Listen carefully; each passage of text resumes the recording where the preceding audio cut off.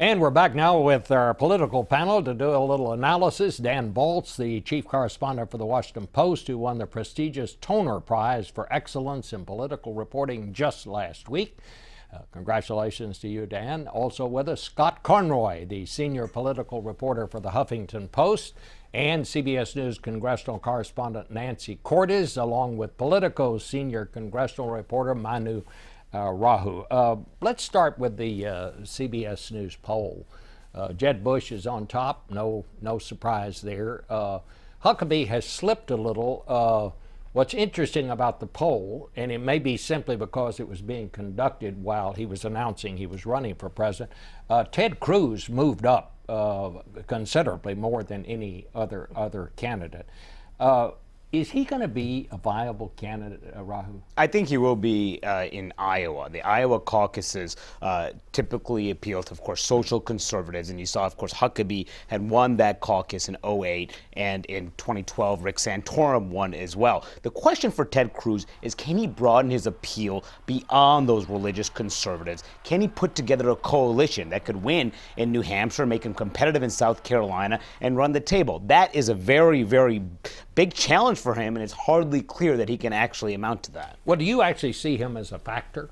He will be a factor because he'll essentially pull the field to the right. I mean, he has positioned himself as an unyielding conservative and someone that folks who are trying to vie for that same segment of voters are going to have to pay attention to. When he takes a position, it will be interesting to see how the other candidates adjust to that and whether they move towards him or move a little bit to his left. You agree with the poll, Dan, that it's wide open on the Republicans? Oh, yeah. And I mean, we're going to see a lot of fluidity in these numbers month to month as some people rise and fall. I mean, Scott Walker had a good month. At one point, Ted Cruz makes an announcement, and this poll shows some movement there.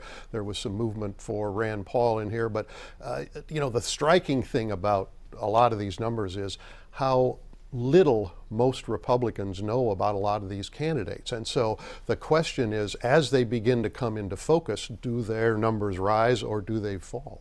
You know, one of the interesting things, Nancy, is on the Democratic side. I don't think there's any surprise for anyone that Hillary Clinton, there was some 80-something% of Democrats say they could vote for Hillary Clinton. Mm-hmm. But what I found interesting was that 66% said they'd like to see her have a very competitive primary season.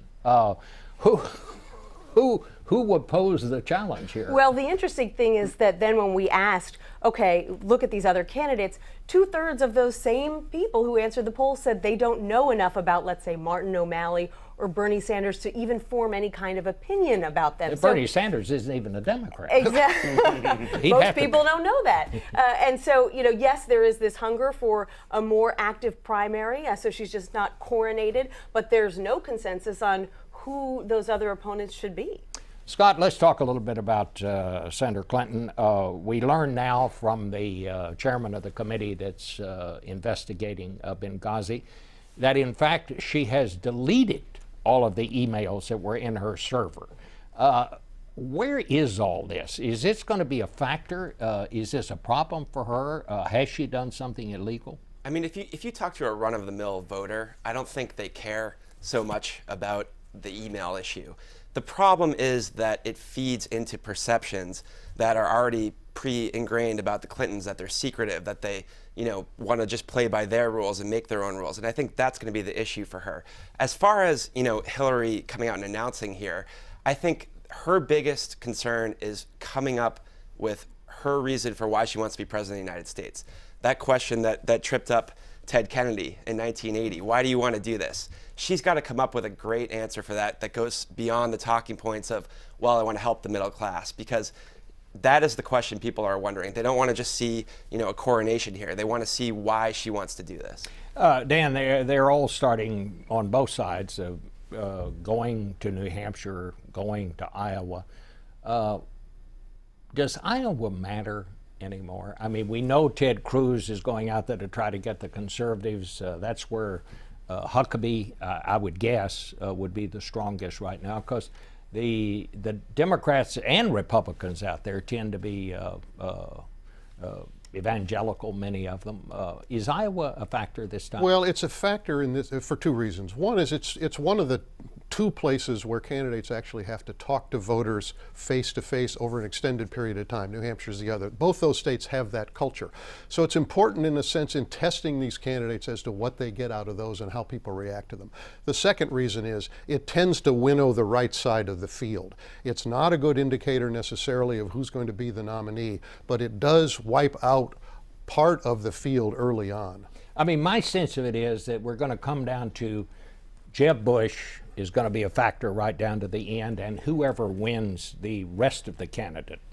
But I think you can't, let's say it's Ted Cruz, because after all, Rick Santorum last time around won with just 25% of the vote in Iowa, and Ted Cruz could easily get to 25%. I'd say he probably has the most loyal followers at this point in the game, aside from maybe, let's say, Rand Paul. And the other factor is going to be the money race. I mean, we're going to see there's going to be a big indication in the next couple of weeks when these candidates start to report their first quarter numbers. And Jeb Bush has been going before crowds asking for $100,000 donations apiece for his super PAC. So the number that he posts early on will show just how formidable that he is in particular. And then you've got someone like Scott Walker who, doesn't quite have the stature yet of some of these other candidates who are well known, but in the poll, only 8% of people who responded said they wouldn't consider voting for him. It's the lowest number in the poll and shows he's got a lot of room to grow. Speaking of the other surprise to me in this poll was Chris Christie. Right. He's down toward the bottom, but what sticks out is that